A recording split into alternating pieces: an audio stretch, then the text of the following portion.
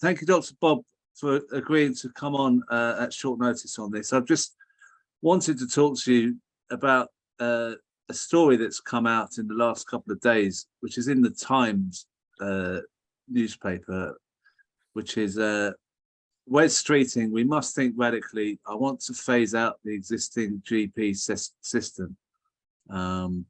GPs should no longer be the sole gatekeeper of the NHS. His reform plan to tear up the GP contract and allow patients to refer themselves to specialists.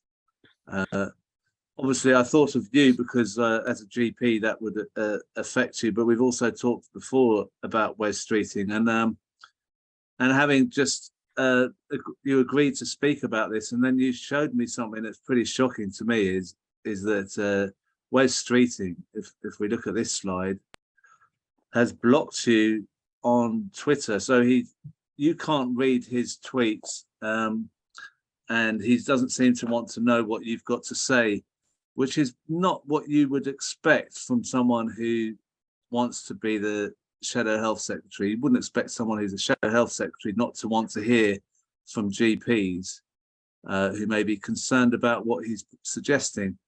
Now, this idea of the GP being scrapped or kind of diminished as a role, you flagged this up before in an article which was published last spring about the corporate takeover of the NHS, the demise of British primary care. It says, now they're coming for the GPs. Is it too late for an effective pushback? The question is, Wes Streeting doesn't therefore seem to be very original in what he's suggesting. It looks like this is already part of the Conservatives' plan anyway. Why do you think Wes Streeting's trying to make out he's some original thinker? What is the plan? And what does the plan involve getting rid of GPs? How is that going to help anyone? And what's their agenda? Hi, Crispin. Yeah, thanks for inviting me on.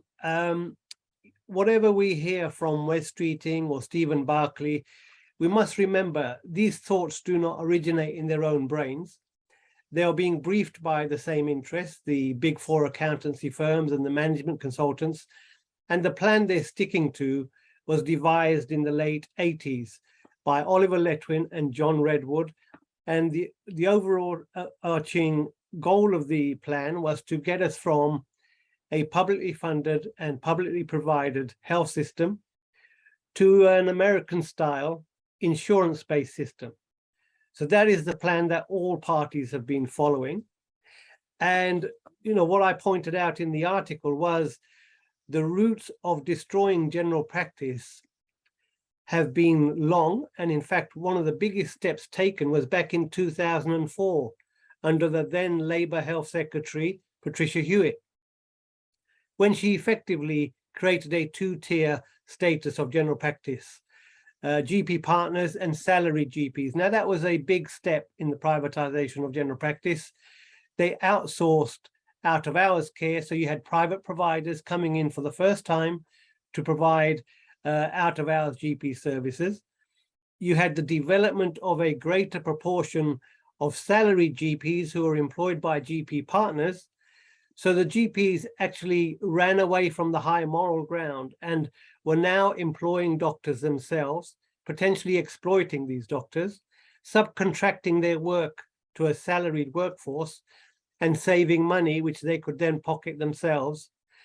So we had no leg to stand on when we argue that Richard Branson shouldn't do the same, or companies like Centene, that is now the biggest provider of primary care. The American insurance company, Centene, has now taken over a whole swathe of general practices, predominantly in London.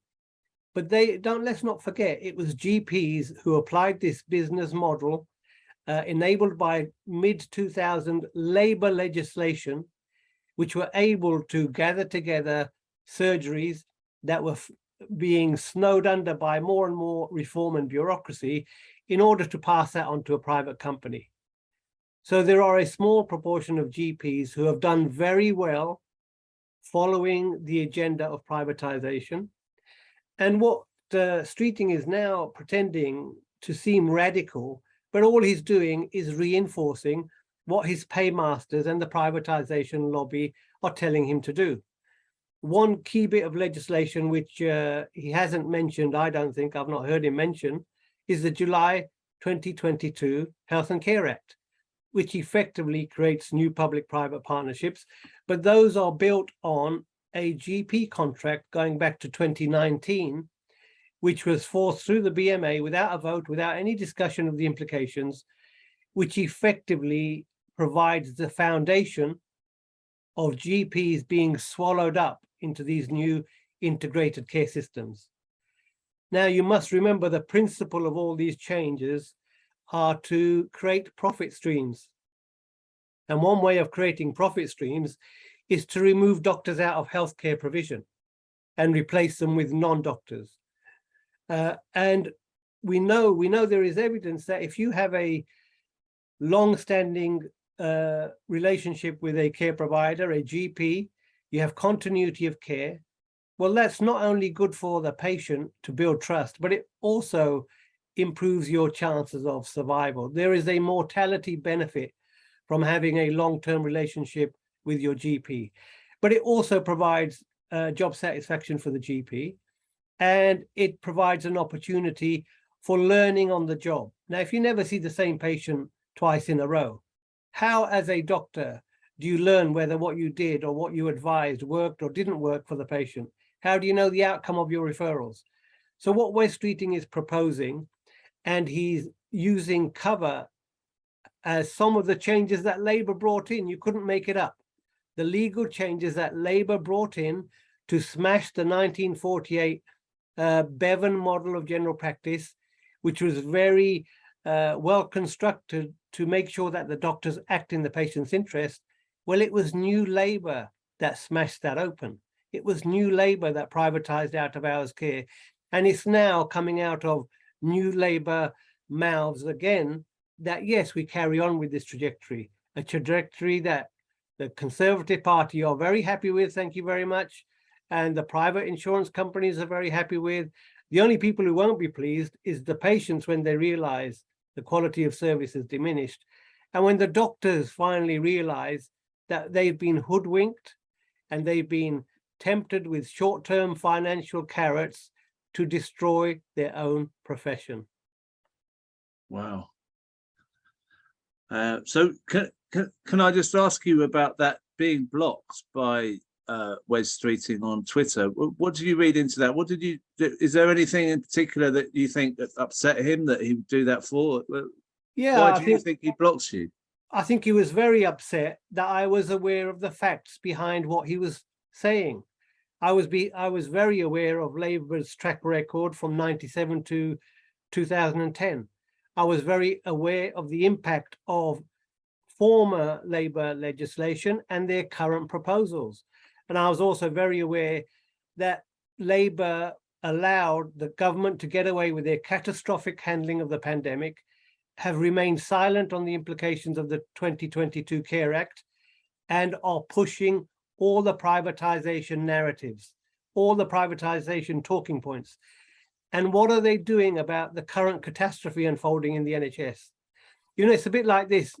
If somebody's house is on fire, the Labour Party solution is to get everybody to line up with water pistols and shoot them at the wrong house. They're completely missing the target. And that is not out of ignorance.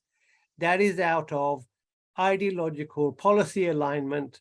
And we know Starmer and Streeting have personally received financial contributions from rich people with interests in private healthcare.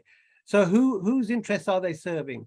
Are they serving the interests of the public, patients, the professionals, or their rich sponsors? And I put it to you, they're serving the interests of their rich sponsors, because I have yet to see any sensible word in terms of a solution come from the mouth of either Starmer or Streeting.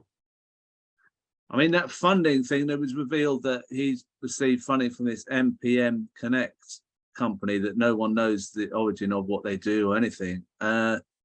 he's got lots of money coming in. I mean, that makes it much easier for him to put up a sophisticated front for what he's doing. If he has that amount of funding, he must have researchers and people behind him who can make him say, who can advise him on saying the right kind of things that sound credible.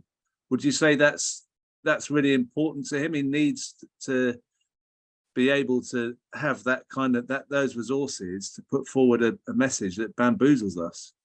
Yeah, he's tapping into a public sense that the service isn't working anymore. We've had the right-wing press trying to demonize general practice. That's already happened. All this propaganda is incremental.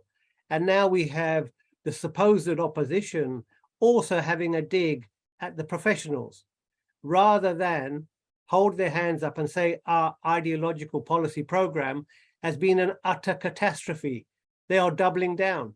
You know, if anybody had a conscience and half a brain, they could work out that the situation we're in is a direct result of consecutive government's policy.